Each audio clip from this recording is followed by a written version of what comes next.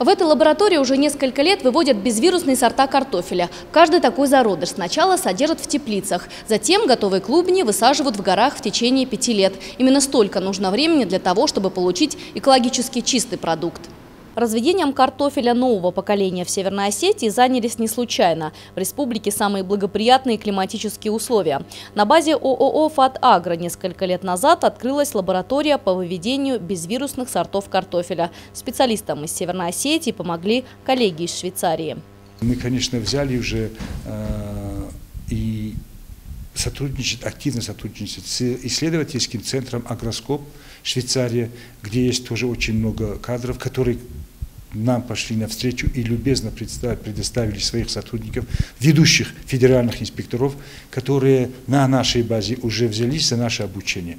И в течение 2 лет Агроскоп обучал нас на нашей базе. И сейчас каждый месяц ведущий специалист в России именно по семеноводству, вот по клональному микроразмножению, заведующий лабораторией, приезжает к нам и неделю проводит здесь с нашими девочками и обучает их. Познакомиться с работой биотехнологического комплекса решил министр сельского хозяйства России Николай Федоров. Сегодня с рабочим визитом он прибыл в Северную Осетию. Чиновник посетил лаборатории, в которых выводят разные сорта безвирусного картофеля, и был приятно удивлен, что республика за такое короткое время вышла на мировой уровень.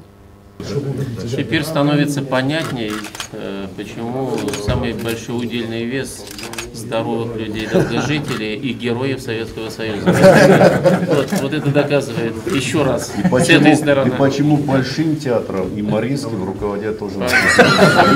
Все картошка. Затем Николай Федоров отправился смотреть теплицы. Там проходит следующий этап развития элитного сорта картофеля. Уже в июле высадят партию овощной культуры. Она станет очередным шагом к получению безвирусного сорта семян. Аналогов этой технологии в России пока нет.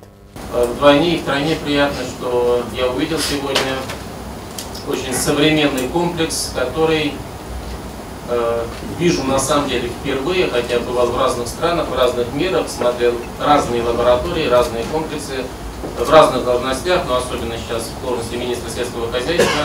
Да, это лучшее в России, такого пока еще в России нет. Но что еще есть за этим проектом, уважаемые коллеги? Хотя мы собрались вроде в отдельно взятой республике, на самом деле то, что вы делаете на земле осетинской, это то, что крайне нужно Российской Федерации. Вообще для того, чтобы Россия оставалась Россией, во-вторых, для того, чтобы Россия смогла конкурировать в агропромышленном комплексе. Николай Федоров сказал, что согласен поддерживать этот проект. По его словам, это важно не только для Северной Осетии, но и для всей России.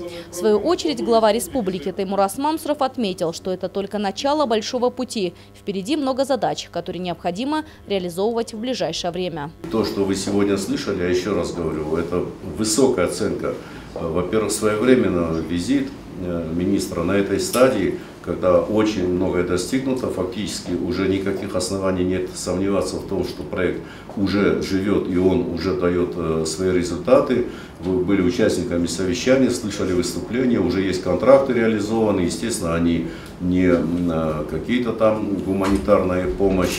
Это уже бизнес, то есть маркетинговая часть этого проекта тоже работает. Поэтому для нас очень важно делать то, о чем сейчас было сказано министром. Северная Осетия – единственная площадка по выращиванию элитных сортов картофеля. Объемы производства колоссальные. Уже сейчас сельхозпредприятия России могут закупить для посева экологически чистый картофель, который принесет в несколько сотен раз больше урожая. Елена Черенкова, Ацамаз Шипшев, Осетия ТВ.